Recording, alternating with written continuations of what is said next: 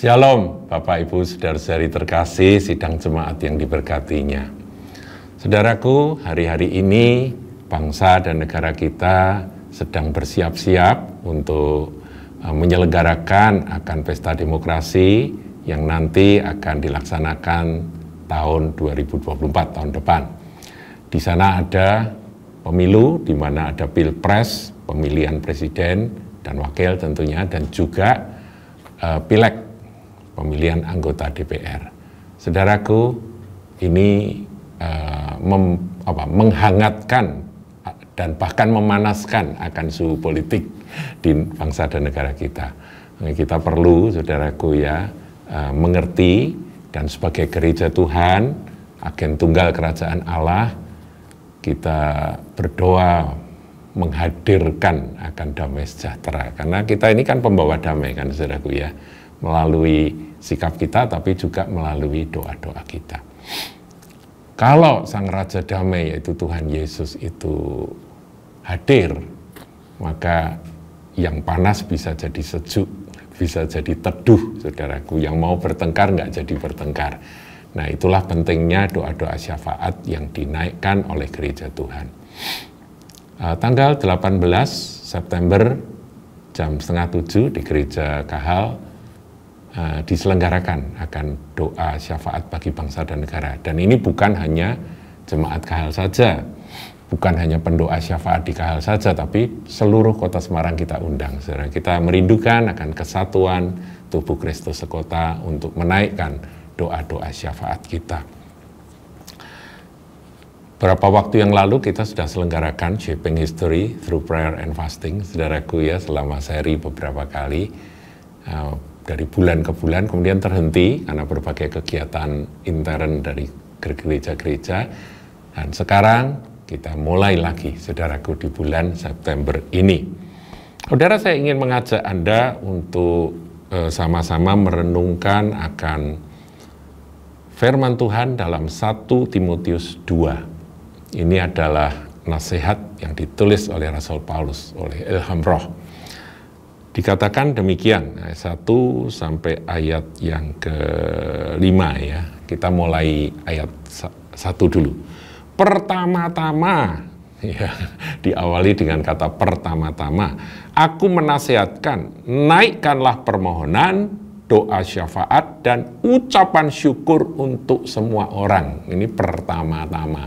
Nah, saudaraku, kata pertama-tama ini ya memang bisa ditafsirkan yang menjadi urutan pertama dari nasihat Rasul Paulus, atau prioritas dari nasihat Rasul Paulus. Ini nasihatku, jadikan ini prioritas. Apa itu? Naikkanlah permohonan. Kita ini gereja Tuhan, anak-anak Tuhan, ya, tadi saya sebut agen tunggal kerajaan Allah. Kita ini wajib berdoa, harus berdoa, saudaraku. Tapi bukan hanya doa untuk diri kita sendiri. Permohonan-permohonan yang bukan untuk diri kita sendiri. Kalau doa untuk diri sendiri sudah pinter, saudaraku. Tapi ini diajar oleh Rasul Paulus, naikkanlah permohonan doa syafaat. Apa artinya doa syafaat, saudaraku? Doa syafaat itu artinya doa perantara, intercessor, ya. Jadi intercessory prayer itu kita berdoa bagi pihak lain. Siapakah pihak lain? Bisa orang lain, bisa satu kelompok komunitas yang kita doakan, bisa juga itu kota yang kita doakan, desa, kota, kabupaten, atau apa saja ya, pokoknya satu kelompok bisa kita doakan, saudaraku. Itu syafaat. Bahkan bangsa dan negara yang saat ini sedang menghadapi pemilu, saudaraku ya, pemilihan umum, ada pilpres, ada pileg, di mana di pilpres sudah ada yang mendeklarasikan calon presiden dan wakilnya, kemudian ada yang sudah mendeklarasikan calon presiden, jadi ada 3, saudaraku, di Indonesia ini yang sudah dideklarasikan, ini capres kami, begitu ya, dari masing-masing partai dan koalisinya. Nah, tetapi siapa wapresnya belum gitu ya saudaraku. Jadi ini kan rame saudara ya, menjadi perdebatan, menjadi perbincangan, dan menjadi penantian dari rakyat Indonesia. Ini pesta demokrasi. Kalau positifnya ini pesta demokrasi, tapi bercermin dan belajar dari yang terakhir 2019 itu cukup menakutkan saudaraku ya, hampir saja Indonesia ini terbelah menjadi dua. Puji Tuhan sekarang sudah bisa dirukunkan lagi. Nah saudaraku, gereja punya tanggung jawab untuk menaikkan permohonan bagi bangsa dan negara, doa syafaat bagi bangsa dan negara, disertai dengan ucapan syukur. Kita mengucap syukur atas apa yang sudah Tuhan berikan untuk Indonesia. Pemerintahan yang sekarang ini itu pembangunan yang dilakukan, segala hal-hal positif yang ada, kita ucap syukur, berterima kasih kepada Tuhan. Dan untuk yang akan datang kita menaikkan permohonan dan syafaat siapa yang akan jadi the next president di Indonesia ini. Ya, ini benar-benar saudaraku, kalau tidak didoakan bagaimana? Karena ini perintah Tuhan, naikkanlah. Dan perintah itu adalah perintah yang pertama-tama, artinya yang terutama saudaraku. Terutama, itu penting. Sebelum kegiatan yang lain-lain, ini dulu gitu ya. Jadi jemaat Kahal harus berdoa. Saya himbau nanti 18 September hari Senin, jam 6:30, ayo saudara yang tergerak untuk ikut dukung doa, datang saudaraku, bersama-sama dengan pendoa syafaat dan hamba Tuhan di kota Semarang. Kemudian ayat 2, ini menarik. Untuk raja-raja, zaman itu belum ada presiden-presiden saudaraku. Nah, untuk raja-raja dan untuk semua pembesar. Nah, yang akan kita doakan ini adalah mereka-mereka yang punya kuasa. Kalau presiden dan wakil bersama dengan seluruh jajaran menteri yang nanti akan dipilih, itu adalah eksekutif, saudaraku. Pemerintahan eksekutif. Tapi nanti ada pemerintahan legislatif, yaitu yang membuat undang-undang. Ini juga tidak kalah pentingnya, saudara. Trias politika yang nanti yudikatif juga harus didoakan, saudara. Nah, inilah yang disebut dengan raja-raja dan semua pembesar. Artinya mereka-mereka yang punya kuasa. Kita, gereja Tuhan, agen tunggal dari dunia yang tidak kelihatan, kita harus bertanggung jawab untuk berdoa bagi siapakah the next president, dan juga legislatif, anggota DPR. Kita doakan orang-orang baik, orang-orang benar, yang tidak korup, itu boleh menduduki akan jabatan sebagai anggota DPR, legislatif, saudaraku. Yudikatif tentunya juga harus didoakan, karena itulah yang menegakkan keadilan, menegakkan hukum di negeri kita. Eksekutif, wah itu sangat penting, ya, karena pemerintahan Indonesia adalah pemerintahan presidensil. Jadi saudaraku, ayo kita berdoa sungguh-sungguh, ya. Untuk apa? Nah, kalau kita baca ayat 2 ini dilanjutkan dengan agar kita dapat hidup tenang. Kita gereja Tuhan ini jangan sampai jadi gelisah. Tenang dan tentram, artinya kita menjalankan ibadah kita, kegiatan kita menyatakan diri sebagai garam dan terang dunia itu dalam ketenangan dan ketentraman.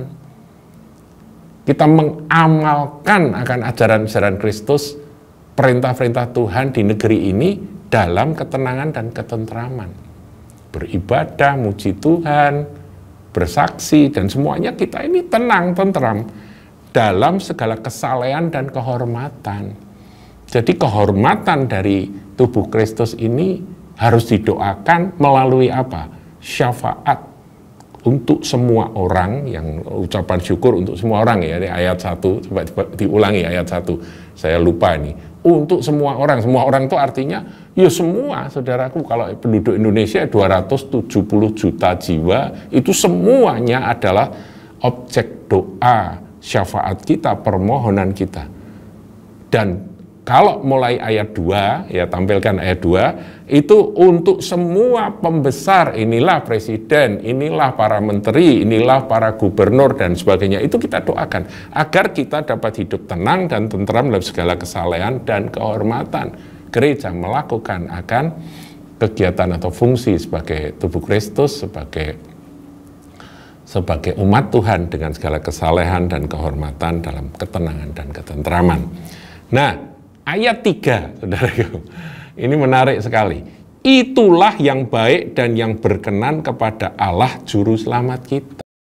Jadi, kalau sampai ada raja-raja yang bijak atau ada presiden yang bijak, ya, pembesar-pembesar yang bijak, yang memberi akan ruang bagi gereja Tuhan untuk hidup tenang dan tentram, melaksanakan akan panggilan sebagai garam dan terang dunia, menjadi berkat dalam kesalehan dan kehormatan, itu baik dan berkenan kepada Allah Juru Selamat kita. Paham ya saudaraku ya? Nah, kemudian ayat 4 ini menarik sekali kalau ini dikaitkan dengan doa-doa bagi pemerintah. Doa bagi semua orang. Ya, sasaran kasih Allah itu kan semua orang, objek kasih Allah itu semua orang. Jadi Tuhan Yesus itu kan mati bagi semua orang kan. Karena begitu besar kasih Allah akan dunia ini, dunia, seluruh dunia. Kalau Indonesia, begitu besar kasih Allah akan Indonesia. Supaya barang siapa, sehingga diberikan, dikaruniakan anaknya yang tunggal, supaya barang siapa percaya kepadanya tidak binasa, melainkan beroleh hidup kekal. Nah, di sini ayat 4, saudara perhatikan. Allah Juru Selamat kita yang menghendaki supaya semua orang, tadi semua orang ayat 1 kan didoakan, diselamatkan dan memperoleh pengetahuan akan kebenaran. Jadi doa syafaat kita itu ujung-ujungnya adalah supaya semua orang itu boleh diselamatkan. Melalui apa, saudaraku? Melalui mereka dapat mengetahui tentang kebenaran, beroleh pengetahuan akan kebenaran. Orang nggak mungkin bisa selamat tanpa beroleh pengetahuan tentang kebenaran. Kebenarannya apa? Itu diringkas di ayat 5. Ya, saya akan akhiri, saudaraku, di ayat 5 dikatakan, karena Allah itu Esa, dan Esa pula dia yang menjadi pengantara antara Allah dan manusia, yaitu manusia Kristus Yesus. Tuhan Yesus Kristus, jalan kebenaran dan hidup. Injil, saudaraku. Injil itu adalah Allah mengasihi dunia ini dengan mengutus putranya yang tunggal, yaitu Sang Firman yang menjadi manusia, Yesus Kristus, jalan satu-satunya menuju kepada Bapa. Paham ya saudaraku ya? Nah, berarti kalau kita konklusikan, doa syafaat kita yang menjadi hal yang terutama, hal prioritas utama, dan yang pertama-tama harus dilakukan, berdoa, menaikkan syafaat, permohonan, ucapan syukur untuk semua orang, kemudian untuk para, kalau di sini raja-raja ya, presiden, baik yang sudah maupun yang akan datang, semua pembesar, baik yang sudah maupun yang akan datang, termasuk legislatif dan yudikatif, agar kita dapat hidup tenang dan tentram dalam segala kesalehan dan kehormatan. Ayat 3, itulah yang baik dan yang berkenan kepada Allah. Ini berkenan Bapak. Tuhan itu berkenan kalau itu terjadi. Jadi kita harus berdoa sesuai dengan kehendak Dia. Kemudian ayat 4, isi hati Tuhan dinyatakan hidup, bahwa Tuhan menghendaki semua orang yang kamu doakan itu beroleh selamat. Semua, nggak terkecuali, karena kasih Tuhan begitu besar. Ya, dan caranya yaitu memperoleh pengetahuan tentang kebenaran. Kebenarannya adalah Injil atau kabar baik. Yesus Kristus satu-satunya jalan kebenaran dan hidup yang dapat membawa orang dapat sampai kepada Bapa. Itu saja, saudaraku. Hari kita berdoa, saudaraku. Kita akan kumpul di hari Senin tanggal 18 September jam 18.30 di Gereja Pusat GKPKH. Selamat datang, saya tunggu. Selamat berdoa, mulai sekarang sudah harus mulai berdoa, dan saya menunggu kedatangan Anda. Jadi saya ucapkan selamat datang itu hari ini, saudaraku ya. Ayo datang, datang, datang. Tanggal 18 September, hari Senin. Tuhan Yesus memberkati.